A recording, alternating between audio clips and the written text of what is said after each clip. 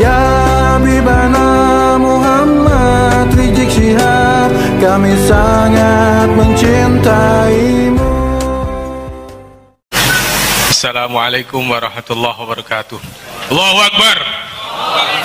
Shallu ala Muhammad. Terima kasih. Baru kali ini saya bisa hadir dalam forum seperti ini bersama Habibana. Semoga pertemuan macam kayak gini ini berlanjut di kemudian hari, amin.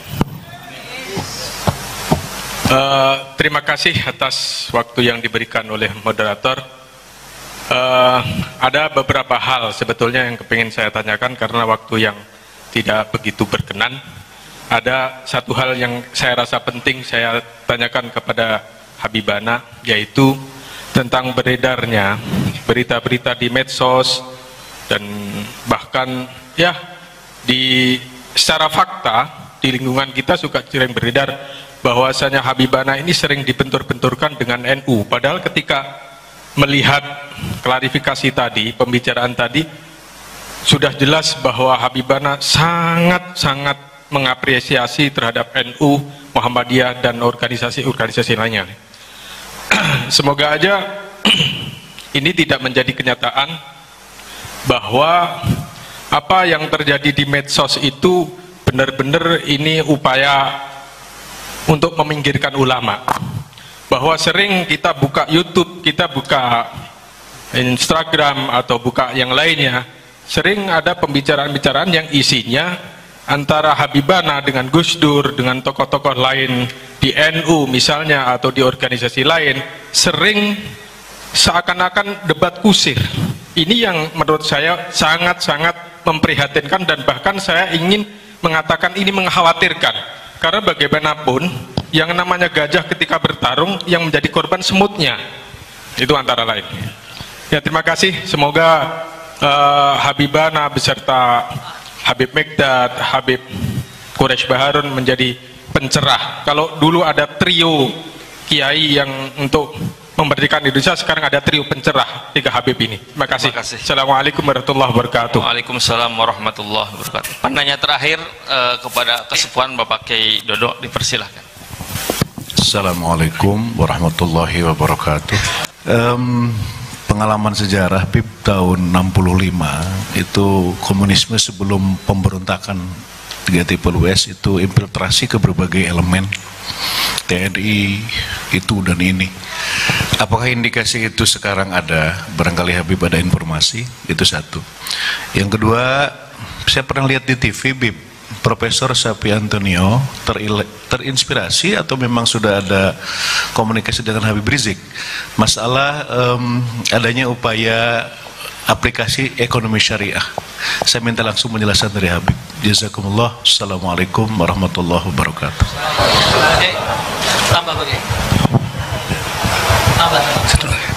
Assalamualaikum warahmatullahi wabarakatuh.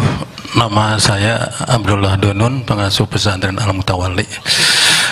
Apa yang dikemukakan tadi keperhatian, termasuk keperhatian saya sendiri, melihat sandiwara-sandiwara yang diperankan oleh tokoh-tokoh politik di Jakarta. Untuk itu saya ingin bertanya ke Habib, bagaimana kalau ternyata pengadilan Jakarta memenangkan si Ahok? Assalamualaikum. Terima kasih, cukup. Kepada Habibana Al-Habib Rizik Syihab, dipersilahkan.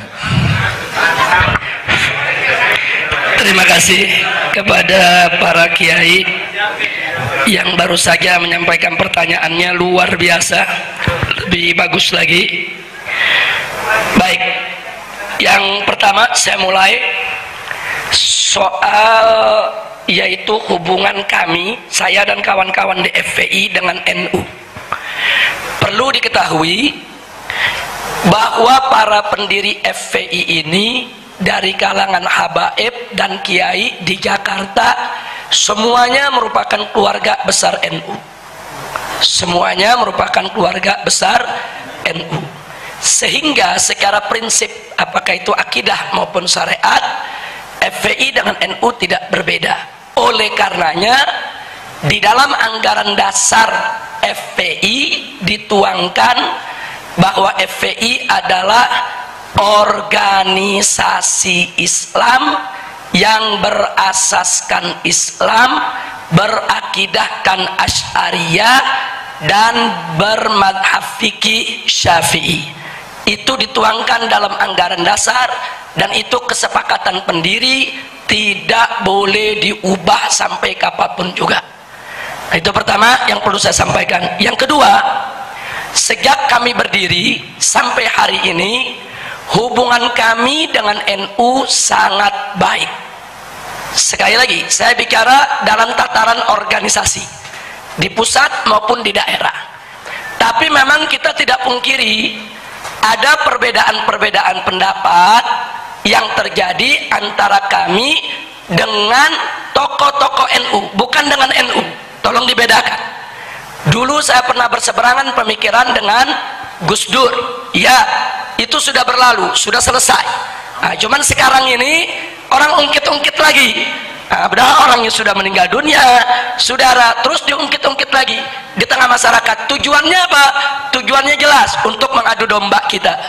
Jadi mafat-fat, apa yang sudah berlalu berlalu.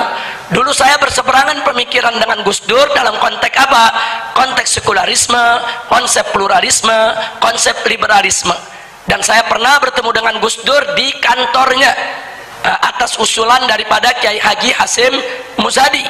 Saya temui beliau, kita bertemu, kita duduk bareng. Kemudian Gus Dur yang menyatakan, Habib Rizik bagaimana kalau satu saat nanti kita dialog? Saya jawab, baik Gus, nanti saya kumpulkan seluruh para pendiri dan tokoh FPI.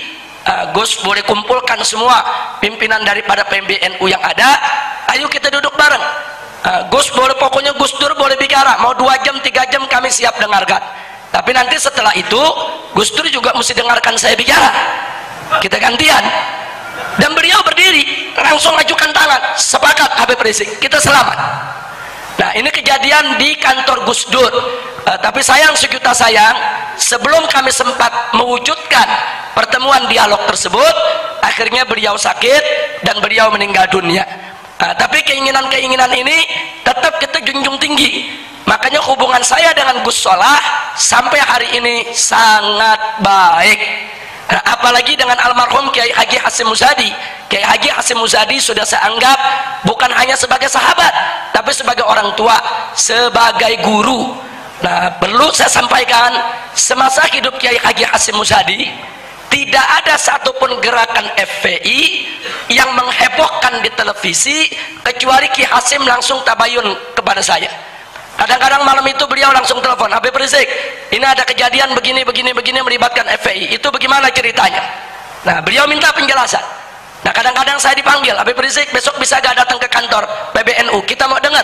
Saya nggak mau dengar dari orang lain. Kemudian kita datang. Bahkan ada yang lebih mengejutkan lagi, begitu terjadi peristiwa di Kendal, mungkin masih ingat beberapa waktu yang lalu, itu pagi-pagi jam 6 pagi Kiai Hasyim udah ngetok pintu rumah saya. Beliau telepon saya nggak dapat, jam 6 udah ngetok pintu rumah saya. Habis sholat subuh dia berangkat. Nah, kemudian disampaikan, Habib, sengaja saya datang kemari, saya nggak mau ke kantor dulu, karena ini kalau ke kantor nanti banyak wartawan pasti nanya. Kalau saya belum dapat dari sumber yang sebenarnya, bagaimana saya jawab mereka? Duduk di rumah, sarapan di rumah, kita jelaskan apa yang terjadi. Itulah sosok almarhum Kiai Haji Hasyim Muzadi. Beliau itu suka tabayun, beliau lalu berkomunikasi, mengklarifikasikan berbagai macam masalah. Makanya hubungan saya dengan beliau sangat-sangat baik. Enggak sampai di situ, terakhir sebelum beliau meninggal dunia, setelah kami turun aksi 411, kemudian merencanakan aksi 212. 3 hari sebelum aksi 212, Kiai Hasyim Muzadi ini mengejar saya. Telepon saya nggak nyambung-nyambung, saya gonta-ganti nomor karena banyak penyadapan. Kemudian kontak ke sana kemari nggak dapat. Begitu beliau dapat informasi saya sedang menyampaikan ceramah di daerah Cibubur, beliau langsung meluncur dari rumahnya ke arah Cibubur untuk menemui saya di tempat ceramah. Nah, begitu ketemu beliau minta bicara. Nah, begitu bicara apa yang disampaikan? Disampaikan semua, Habib jangan mundur untuk menegakkan yang hak. Ini gerakan PKI di mana-mana sudah merajalela. Saya sudah bicara langsung dengan Presiden. Saya ini Dewan Pertimbangan Presiden. Saya sudah sampaikan kepada Bapak Presiden, tapi sampai saat ini belum ada langkah-langkah konkret yang diambil. Tolong Habib jaga umat, tolong Habib satukan umat seperti 411. Nanti kalau turun 212, satukan semua umat. PKI tidak boleh dibiarkan untuk bangkit kembali. Itu amanat beliau ya kawan, kita terima. Nah jadi sekali lagi saya katakan, hubungan FPI dengan NU ini hubungan ibarat hubungan anak dengan orang tua, saudara. Nggak ada yang aneh dalam hubungan itu, saudara. Tapi kalau oknum tokoh NU berseberangan pemikiran dengan kami, ya saya tidak sepemikiran dengan Gus Dur, ya saya tidak sepemikiran dengan Said Agil Siraj, ya saya tidak sepemikiran dengan Masdar F. Masudi, ya saya tidak sepemikiran dengan Gus Mus, ya tapi saya sejalan dengan Kiai Haji Hasyim Muzadi, saya sejalan dengan Kiai Haji Ma'ruf Amin. Bahkan Kiai Haji Ma'ruf Amin manggil saya ke MUI. Begitu saya datang ke MUI, saya dijabat tangan, Habib Rizik, ini kasus Ahok harus dikawal sampai tuntas. Beliau yang amanatkan kepada saya. Nah beliau selain ketua umum MUI, beliau juga Rais Am Nahdlatul Ulama. Saudara, jadi siapa bilang kami punya permusuhan dengan NU? Tidak. Kiai Haji Ma'ruf Amin orang tua saya. Bahkan beliau yang memberikan amanat kepada saya, ini kasus Ahok jangan sampai ditinggal. Habib Rizik harus tuntaskan ini kasus. Nah jadi sekali lagi karena itu saya diberi semangat oleh orang tua, diberi semangat oleh Kiai Haji Ma'ruf Amin. Sampai hari ini kasus Ahok tetap kita kawal. Setiap sidang tetap kita kerahkan umat untuk menjaga sidang tersebut. Nah menyangkut pertanyaan tadi soal sidang tersebut, doakan saja Pak Kiai, insya Allah melawan Ahok ini kita harus menang di medsos, harus menang di pilkada, harus menang di pengadilan. Nah jadi artinya kita akan berusaha semaksimal mungkin untuk memenangkan pertempuran tersebut. Jadi saya nggak mau jawab andai kata kalah bagaimana, saya mau optimis menang saja. Saya mau optimis menang saja. Insya Allah umat Islam diberikan kemenangan. Amin ya Rabbal Alamin. Nah kemudian pertanyaan yang berikutnya tadi dari Kiai kita soal infiltrasi PKI penyusupan. Jadi percis yang Kiai tanyakan itu, itulah yang disampaikan oleh Kiai Haji Hasyim Muzadi kepada saya. Bahkan beliau mengatakan, Habib hati-hati, tolong FPI dijaga. Jangan sampai ada penyusup-penyusup yang memang ingin mengadu domba kita, menghancurkan kita, nanti mereka masuk ke ormas-ormas Islam yang ada. Jadi artinya kecurigaan Pak Kiai itu sebetulnya termasuk yang diwaspadai oleh Kiai Haji Hasyim Muzadi, bahkan menjadi amanat beliau sebelum beliau wafat. Jadi memang kita mesti waspada dari segala bentuk infiltrasi tersebut. Nah kemudian mengenai Muhammad Syafi'i Antonio, jadi betul kami dari GNPF MUI, Gerakan Nasional Pengawal Fatwa MUI, melakukan pertemuan pakar ekonomi di Jakarta. Hampir 300 pakar ekonomi kami satukan. Mereka punya semangat yang sama untuk membangun ekonomi umat. Nah akhirnya disepakatilah kita bentuk koperasi syariah 212, dan yang disetujui sebagai pimpinannya adalah Muhammad Antonio Syafi'i, yang juga didampingi oleh Ihsanuddin Nursi, juga Bapak Anggito Abimanyu. Jadi mereka-mereka yang mengelola daripada koperasi syariat tersebut. Tapi ada hal yang menarik. Sebulan yang lalu Kiai Haji Ma'ruf Amin menyampaikan kepada saya bahwa beliau juga ingin melakukan satu revolusi ekonomi di tengah umat Islam, dan itu sudah mulai beliau cetuskan pada saat pertemuan di Pati, Jawa Timur kemarin ini. Jadi beliau menginginkan supaya pondok-pondok pesantren NU yang ada di seluruh Indonesia ini betul-betul punya koperasi syariat yang kuat.